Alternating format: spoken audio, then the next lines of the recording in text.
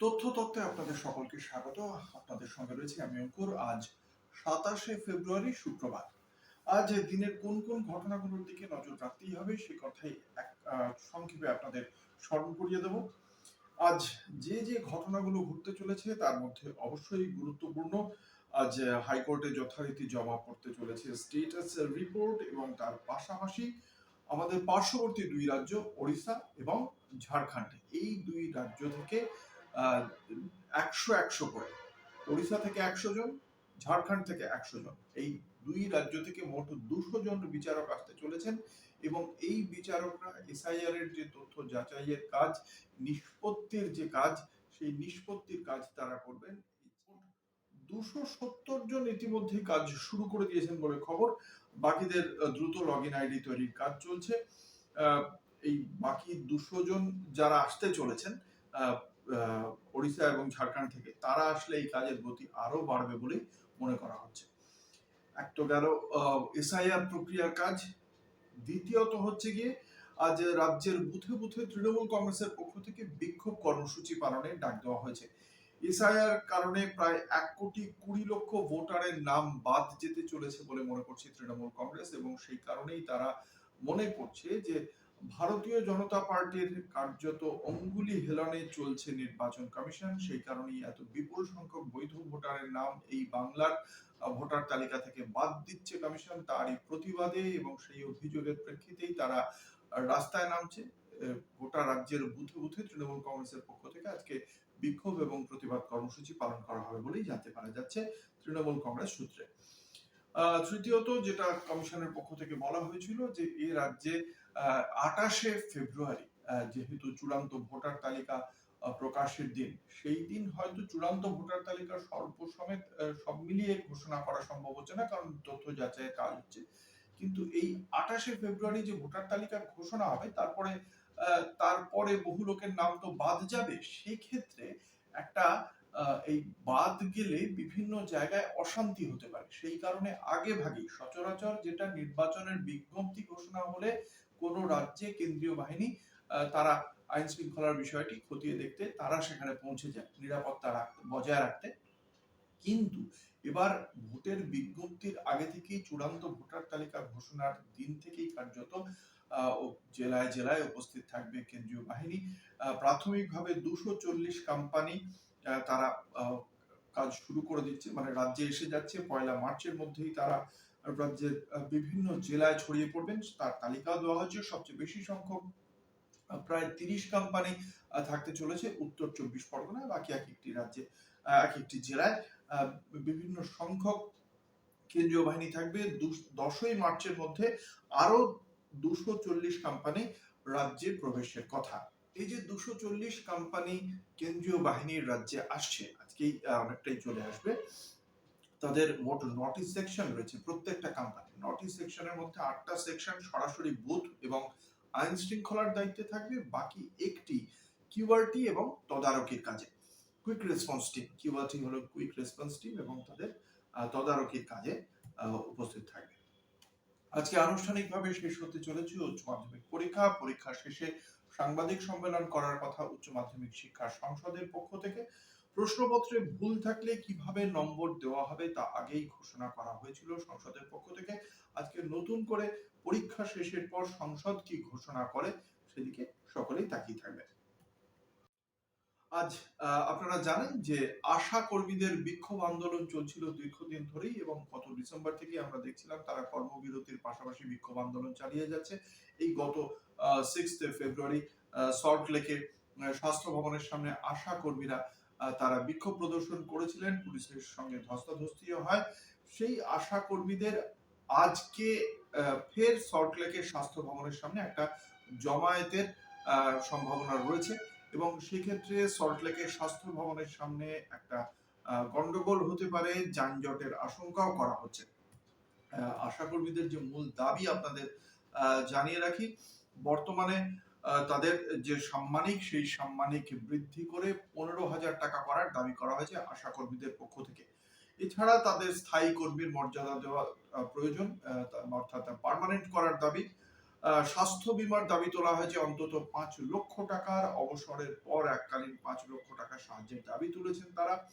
যদিও 2026 সালের যে ভোট অন অ্যাকাউন্ট পেশ করেছেন রাজ্যের অর্থমন্ত্রী চন্দ্রিমা ভট্টাচার্য, তিনি বলেছেন যে তাদের যে সাম্মানিক তা 1,000 টাকা বাড়ানো হবে, অর্থাৎ এখন যেটা প্রায় মাসে তারা পাচ্ছেন 6,250 টাকা, সেটা 1,000 টাকা বাড়ানো হবে। যদিও আন্দোলনকারীরা চন্দ্রিমা ভট্টাচার্যের এই ঘোষণাকে গুরুত্ব দেননি। তাদের বক্তব্য, তারা এই 6,250 থেকে 1,000 টাকা বাড়ানোর যে ঘোষণা করছেন রাজ্যের অর্থমন্ত্রী, তাকে তারা প্রত্যাখ্যান করেছেন এবং বিক্ষোভ চালিয়ে যাওয়ার ঘোষণা করেছেন। তার পাশাপাশি রাজ্য সরকারের পক্ষ থেকে বলা হয়েছিল যে কর্মরত অবস্থায় মৃত্যু হলে পরিবারকে এককালীন 5 লক্ষ টাকা সাহায্য করা হবে।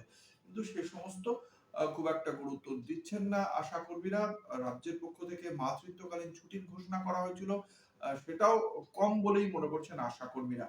যদিও রাজ্যের বক্তব্য যে আশা কর্মীদের ভুল বোঝানো হচ্ছে।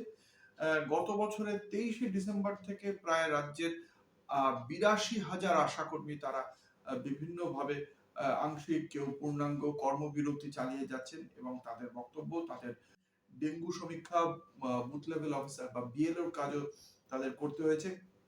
সেই কারণে তারা স্বাস্থ্য ভবনের সামনে গত 6 ফেব্রুয়ারি বিক্ষোভ প্রদর্শন করেন। সেখানে তাদের বেশ কয়েকজন কর্মীকে আটক করা হয়েছিল। আজ ফের স্বাস্থ্য ভবনের সামনে জমায়েতের সম্ভাবনা। দেখা যাক আশা কর্মীদের দাবি দাওয়া নিয়ে সরকার কি বলে। এই হলো রাজ্যের মোটামুটি খবর। এর পাশাপাশি যদি জাতীয় ঘটনাবলীর দিকে নজর রাখি, তাহলে কানাডার প্রধানমন্ত্রী মার্ক কার্নি, তিনি তার সরকারি সফর রয়েছে ভারতবর্ষে। আমরা দেখেছি যে সাম্প্রতিক অতীতে কানাডার সঙ্গে ভারতের সম্পর্ক বেশ গন্ডগোল হয়েছিল, সম্পর্কে শীতলতা এসেছিল বলেই বলা হচ্ছিল কূটনৈতিক পরিভাষায়। সেই পরিস্থিতিতেই 27শে ফেব্রুয়ারি অর্থাৎ আজ থেকে 2রা মার্চ পর্যন্ত একটা ভারত সফর শুরু করছেন এবং এখানে বাণিজ্য এবং কূটনৈতিক সম্পর্ক পুনরুদ্ধারের একটা চেষ্টা হবে বলেই মনে করা হচ্ছে।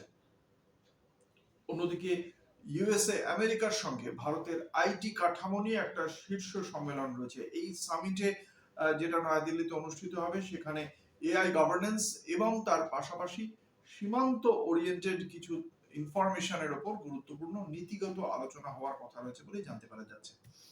দ্য কেরালা স্টোরি 2, এই কেরালা স্টোরি 2 মুক্তি নিয়ে আমরা দেখেছি যথেষ্ট গন্ডগোল হয়েছে কেরালাতে। সেই গন্ডগোলের পর শেষ পর্যন্ত আদালতের দ্বারস্থ হয়েছিল বিরোধী পক্ষ এবং সেই বিরোধী পক্ষের যে বক্তব্য, তাতে বলা হয়েছিল যে আদালতের পক্ষ থেকে সেই বক্তব্য নস্যাৎ করা হয় এবং তারা বলেন, আদালতের পক্ষ থেকে বলা হয় যে এই ছবিকে মুক্তি দিতে হবে।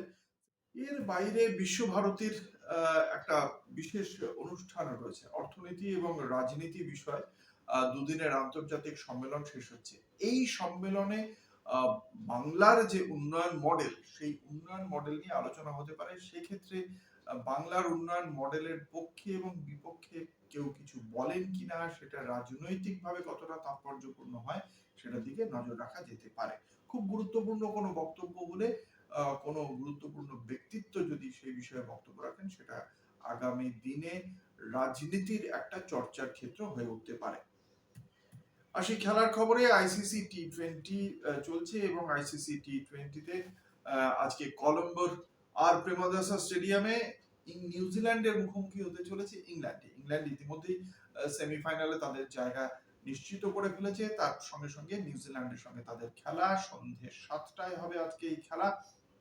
এই খেলায় যেহেতু প্রেমাদাসা স্টেডিয়ামে হচ্ছে, প্রাথমিকভাবে সকলেরই চিন্তা থাকে যে কি অবস্থা পিচের এবং ওয়েদারের কি অবস্থা। এখনো পর্যন্ত আবহাওয়া দপ্তরের পক্ষ থেকে মেঘলা আকাশ থাকলেও বৃষ্টির কারণে ব্যাঘাত ঘটার সম্ভাবনা কম বলা হচ্ছে। কিন্তু ওয়েদার যে অবস্থা, তাতে বলা হচ্ছে যে সন্ধ্যায় শিশির পড়ার একটা সম্ভাবনা রয়েছে। তার ফলে স্পিনারদের বল গ্রিপ করতে একটা সমস্যা হতে পারে। সেই কারণে টস একটা গুরুত্বপূর্ণ ফ্যাক্টর হয়ে দাঁড়াবে এই খেলায়। এখনো পর্যন্ত এই স্টেডিয়ামে এই পিচে 5টা ম্যাচের মধ্যে 4টি ম্যাচে প্রথমে যারা ব্যাট করেছে তারা জিতেছে। কারণ পরে যদি ব্যাট করতে হয়, সেক্ষেত্রে বেশ কিছু সমস্যা হচ্ছে শুধুমাত্র শিশিরের কারণে। এবার দেখা যাক টসে কারা জেতে, তারা ব্যাটিং নেয় না বোলিং নেয়। দেখা যাক শেষ পর্যন্ত কালকে টস ফ্যাক্টরটা কতটা বড় ফ্যাক্টর হয়ে ওঠে, এবং ইংল্যান্ড যেহেতু সেমিফাইনালে পৌঁছে গিয়েছে, নিউজিল্যান্ড কিভাবে তাদের লড়াইটা পৌঁছে দেয় খেলার মাঠে, এদিকে আমাদের অবশ্যই নজর থাকবে। এই হলো মোটের ওপর আজকের সারাদিনের যে খবরগুলোর দিকে নজর রাখতেই হবে, সেই খবরগুলোর একটা সংক্ষিপ্ত চুম্বক আপনাদের দিয়ে রাখলাম। আমার প্রতিবেদন যদি আপনাদের ভালো লাগে তাহলে লাইক করুন, সাবস্ক্রাইব করুন, কমেন্ট করুন, ভালো লাগলে শেয়ার করুন, অন্যদের কাছে ছড়িয়ে দিন আমার প্রতিবেদন। এখন এ পর্যন্তই, নমস্কার।